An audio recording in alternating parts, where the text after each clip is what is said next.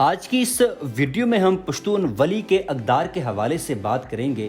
اگر آپ نے ابھی تک ہمارے یوٹیوب چینل کو سبسکرائب نہیں کیا تو برائے مہربانی سبسکرائب کے بٹن پر کلک کر کے ہمارے یوٹیوب چینل کو سبسکرائب کیجئے تاکہ آپ کو میری ویڈیوز بر وقت ملا کرے۔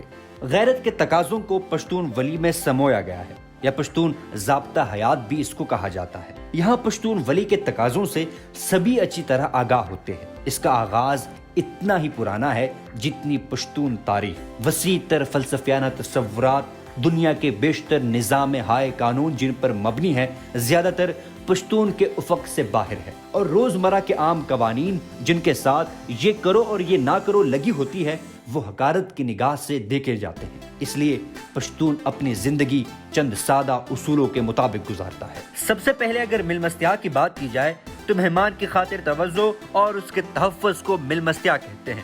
قبیلے کے لوگ مل مستیا پر اس حد تک عمل کرتے ہیں کہ اکثر اوقات مہمان کے لیے پریشانی کا باعث بن جاتا ہے۔ اس کی ذمہ داری اس لمحے ختم ہو جاتی ہے جس لمحے مہمان میزبان کے علاقائی ذمہ داری کی حدود سے باہر نکل جاتا ہے۔ کسی اجنبی یا کسی خاص مشن پر آئے ہوئے پیغام رساں کو اس کے تحفظ کی ضمانت کی خاطر مہیا کیا ہوا حفاظتی دستہ بدرگاہ کہلاتا ہے۔ یہاں مہمان کو کسی قسم کا نقصان نہیں پہنچ سکتا، جس کا ایک سبب مل مستیا کی اونچی قدر ہے اور دوسری وجہ بدل کی وہ ذمہ داری ہے جو میزبان پر عائد ہو جاتی ہے۔ ہرچند کہ انگریز پشتون ولی کا احترام کرتے تھے، لیکن بسا اوقات مل مستیا مشکلات کا سبب بھی بن جاتی تھی۔ مشترکہ قبائلی ذمہ داری کے فرنگی اصول کے تحت حکومت اصرار کرتی تھی کہ قبائل ان افراد کو تحفظ نہ دے جو آباد اضلاع میں جرائم کر کے پہاڑی علاقوں میں پناہ لیتے ہیں، لیکن فریقین میں سے کوئی بھی اپنا اصول چھوڑنے کو تیار نہ ہوتا۔ چنانچہ مواجب بند کر دیے جاتے، فوج کشی شروع کر دی جاتی، پل اڑ جاتے،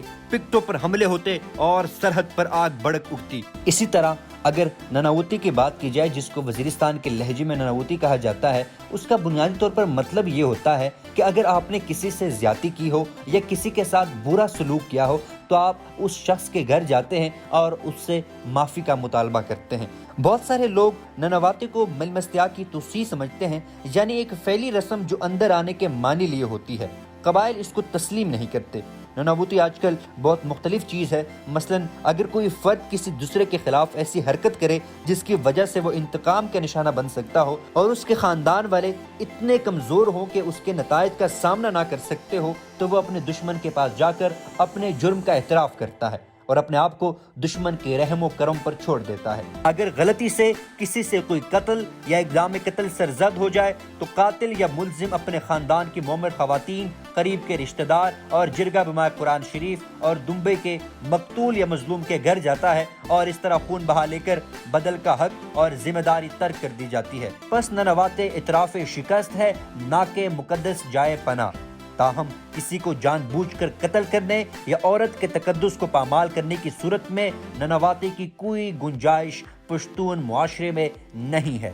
اسی طرح اگر ہمسائیگی کی بات کی جائے تو ایک کمزور شخص جو کسی طاقتور شخص، خاندان یا شاخ سے خوف زدہ ہو کر جان کا خطرہ محسوس کرے تو اس صورت میں قریب کا مضبوط شخص خاندان یا شاخ کا ننواتے کرتا ہے۔ فرد یا خاندان سے تحفظ کی خاطر وہ اس کے گھر کے دروازے پر دمبا ذبح کرتا ہے، جبکہ شاخ سے تحفظ کی صورت میں گاؤں کی مسجد کے دروازے پر دمبا ذبح کیا جاتا ہے، جو کبھی نامنظور نہیں کیا جاتا۔ ہمسائیگی ایک کمزور شخص کے لیے ایک مضبوط شخص، خاندان یا شاخ کا غیر مشروط اور مضبوط تحفظ ہوتی ہے۔ اسے ضرر پہنچائے جانے کی صورت میں تحفظ فراہم کرنے والے پر بدل کا فرض عائد ہو جاتا ہے، تاہم وہ دوسرے گاؤں میں بے گھر ہوتا ہے اور وقتی طور پر یا خاص مدت تک وہ ایک طاقتور مالک کے ساتھ وابستہ ہوتا ہے جو اسے چھوڑنے کو بہت کم اپنے مفاد میں سمجھتا ہے۔ اسی طرح اگر برامتا کی بات کی جائے تو اس کا بہترین ترجمہ عدلے کا بدلہ ہے۔ یہ اس آدمی کو جس کا کوئی جانور وغیرہ چوری ہوا ہو اختیار دیتا ہے کہ وہ چور یا اس کے خاندان سے کسی بھی طریقے سے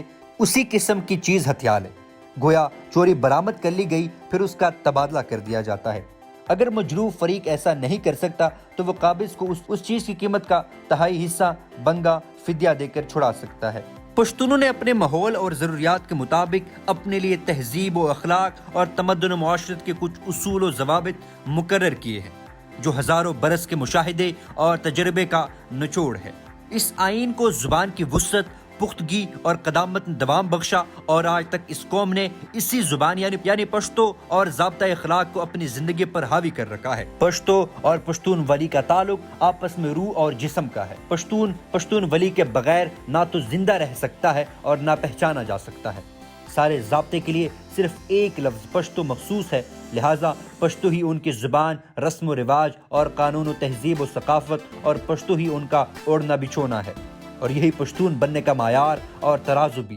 اس حقیقت کے باوجود کہ اس نے خونی جھگڑوں کو دوام بخشا ہے، مگر پشتون مرد ممکنہ حد تک امن آما کے قیام کا سامان مہیا کرتا ہے۔ زیادہ تر یہ فرد ہی ہوتا ہے جو اس ضابطے پر عمل کرتا ہے، لیکن ارد گرد کے لوگ عام طور پر حیرت انگیز اتفاق رائے سے اس فرد کی حرکات کا جائزہ لیتے ہیں اور اسی بنا پر اس کی حمایت یا مخالفت کرتے ہیں۔ پشتون ولی قبائلی معاشرے کی مضبوط ترین قوت ہے، وہ اس قانون کے علاوہ کسی دوسرے قانون کو قبول نہیں کرتے۔